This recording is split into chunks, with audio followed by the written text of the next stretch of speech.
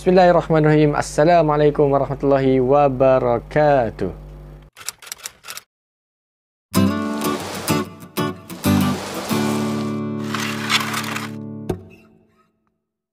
Okey, Alhamdulillah.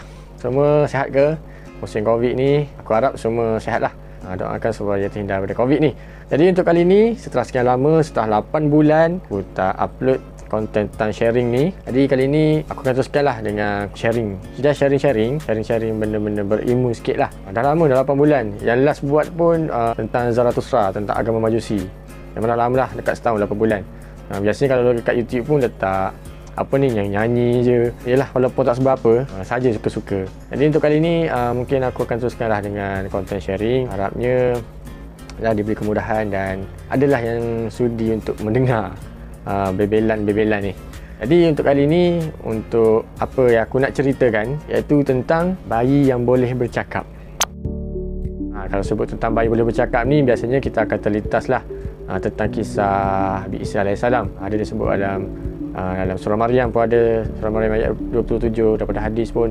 Jadi untuk kali ini aku nak ambil satu kisah tentang bayi boleh bercakap. Sebenarnya tentang kisah Nabi boleh bercakap ni ada banyak, tapi aku nak petik satu sahaja daripada beberapa. Aku nak ambil satu sahaja tentang kisah bayi yang boleh bercakap. Kita tahu sebenarnya bayi ni memang kalau keluar-keluar pun menangis je, kalau boleh pun.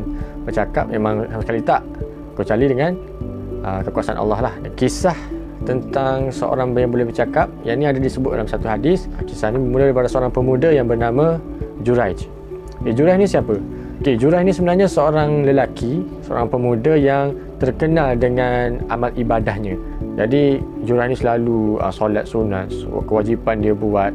Sampaikan Juraij telah membina satu masjid untuk dia sendiri beribadah. Jadi nak dijadikan cerita macam mana terjadinya kisah ni. Satu hari Juraij ni dia solat dekat masjid yang dia bina lah. Dia solat, mesti dia solat sunat. Jadi dia solat sunat, maka dalam masa yang sama, tengah si Juraij tengah solat, datanglah ibu si Juraij ni. Jadi ibu ni datang ke tempat solat, masjid si Juraij tengah solat. Dan pada masa tu ibu Juraij ni memanggil si Juraij. Dia panggil lah, "Wahai Juraij, wahai Juraij, oh Juraij." Dan pada masa tu si Juraij tengah solat. Bila dia tengah solat, dia dengar ibunya panggil. Dia Juraij fikirlah, ibu aku panggil, aku tengah solat, apa aku perlu buat? Si Juraij pun membuat keputusan untuk teruskan solat, tak pedulikan panggilan ibu dia. Jadi bila ibunya panggil tapi tak ada yang menyahut, jadi ibunya baliklah dalam keadaan yang kecewa. Tak apa, ibunya balik. Jadi keesokan harinya, sekali lagi ibunya datang ke masjid si Juraij, panggil si Juraij lagi. Dan malangnya masa tu, si Juraij tengah solat sunat lagi. Si Juraij pun still buat keputusan untuk teruskan solat tanpa pedulikan panggilan ibu dia. Sama juga dengan hari ketiga. Hari ketiga, ibunya datang panggil-panggil, si Juraij teruskan solat tanpa menyahut panggilan ibu dia. Dan ibunya kali ketiga kecewa dan ibunya berdoa lah kepada Allah. Dalam keadaan yang kecewa sangat-sangat, kali ketiga. Jadi masa tu ibunya berdoa kepada Allah, "Allahumma la tumithu hatta yanzura ila wujuhil mumisat." Allahumma la tumithu, ya Allah, jangan kau matikan anak aku ni, si Juraij ni, hatta yanzura ila wujuhil mumisat, sebelum dia difitnah oleh seorang pelacur. Sampai macam tu sekali maknya berdoa kerana kecewa si Juraij ni tak menyahut panggilan dia. Jadi si Juraij ni memang terkenal lah, kata menjadi bualan masyarakat pada masa tu, kaum Bani Israel. Memang terkenal lah dengan ibadah dia, dengan amalan dia. Dan tapi dalam masa sama ada satu kelompok yang tidak menyukai si Juraij ni. Jadi dalam masa orang tengah bercakap-cakap, datanglah seorang pelacur dan bertemu dengan sekumpulan masyarakat ni. Bila dia dengar, perempuan pelacur tu cakap apa? "Aku dengar apa yang korang cakapkan. Jadi kalau kalian nak populariti si Juraij ni hancur, aku boleh memfitnah si Juraij ni." Jadi perempuan teruskanlah dengan misi dia. Jadi satu hari perempuan tu pergi ke masjid si Juraij. Dia pergi dan teruskanlah dengan misi dia. Dia menggoda, dia menghasut, macam-macam dia buat lah supaya si Juraij ni terpedaya dan tergoda dengan pelacur ni. Tapi malangnya, kita tahu si Juraij ni memang seorang yang kuat agama dia, kuat membuat amalan, tak terpedaya dengan apa yang dibuat, apa yang dikati, yang digoda oleh si perempuan pelacur ni. Jadi pada masa tu misi perempuan pelacur tu gagal lah. Walau bagaimanapun, perempuan ni ada satu akal. Dia terfikir satu idea baru. Idea dia apa? Dan masa dia pergi jumpa si Juraij tu, dia nampak seorang lelaki yang duduk berhampiran dengan masjid Masjid Juraj tu lah. Dia tengok ada seorang lelaki, dan seorang lelaki ni seorang pengembala. Jadi apa yang si perempuan pelacur ni buat, dia pergi dekat si Fulan ni lah, seorang pengembala ni. Dia pergi goda, dia pergi hasut, pergi macam-macam lah dekat seorang pengembala ni. Jadi si pengembala ni tergoda dengan pelacur ni sehingga mereka berzina, dan perempuan pelacur ni hamil anak kepada pengembala ni.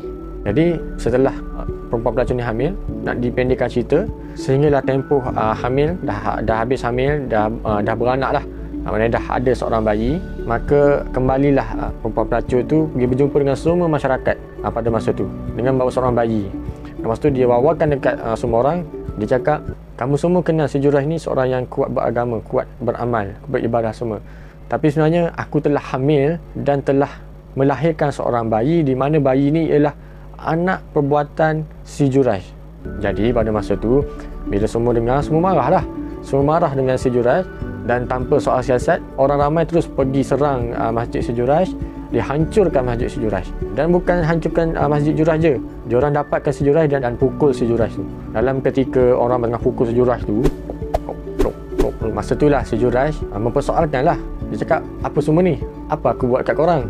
Apa salah aku? Jadi semua yang marah tu bagi tahulah, aku buat ni semua sebab kau dah berzina dengan seorang pelacur sehingga pelacur tersebut melahirkan seorang bayi. Jadi masa tu si Juraj pun terkejut lah. Bila masa kan dia tak buat, dia memang tak buat lah benda tu, memang mustahil lah dia buat.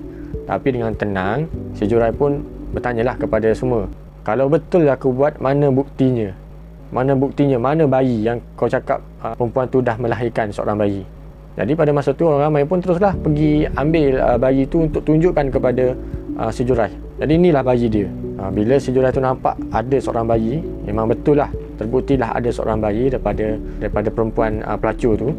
Si Juraj cakap apa? Okey, tunggu sekejap, tinggalkan aku sekejap, bagi aku solat dulu.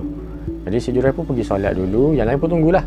Bila si Juraj selesai solat apa semua, si Juraj jumpa balik dengan orang ramai, termasuklah bayi tu. Si Juraj ambil lah bayi tu, pegang perut bayi tu, pegang jari-jari bayi tu. Dan pada masa sama, si Juraj bertanya kepada bayi tu. Dia tanya apa? Wahai bayi kecil, wahai anak kecil, siapakah sebenarnya ayah kamu? Masa itulah dengan keizinan Allah, bayi itu menjawab, ayahku ialah si Fulan, seorang pengembala. Bila dengar bayi itu bercakap, semua yang tengah marah tadi terkejut dan menyesallah dengan tuduhan, dengan apa yang diorang lakukan. Bila terbuktinya bayi itu bukan hasil daripada si Juraj, semua yang tadi yang hancurkan Masjid Juraj, yang pukul si Juraj tadi, semua pergi meminta maaf, pergi peluk, pergi cium si Juraj, minta maaf atas apa yang diorang buat.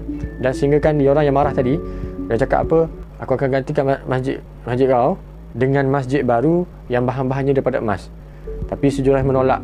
Si Juraj cakap apa, tak payah, aku hanya nak kamu semua bina balik masjid yang sama macam aku buat. Maknanya daripada tanah liat saja, bukan daripada emas. Jadi mereka semua pun bina balik masjid si Juraj daripada tanah liat. Jadi apa yang kita boleh ambil daripada kisah ni, yang pertama tentang pentingnya mempelajari ilmu fiqh aulawiyat lah, keutamaan yang mana. Jadi contoh yang pada awal cerita tadi, yang si Juraj ni tengah solat dan pada masa sama ibunya memanggil dia lah.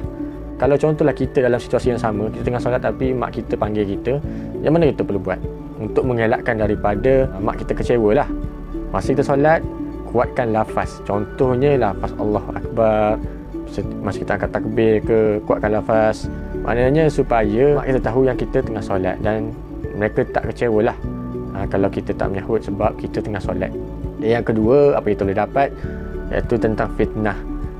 Tu zaman dulu, zaman sekarang fitnahnya lagi kuat lah. Sekarang ni memang zaman fitnah, macam-macam kita tahu, yang report buat report palsu dan sebagainya. Memang kita perlu berhati-hatilah dan tabayun ataupun selidik dulu sebelum membuat apa-apa tindakan.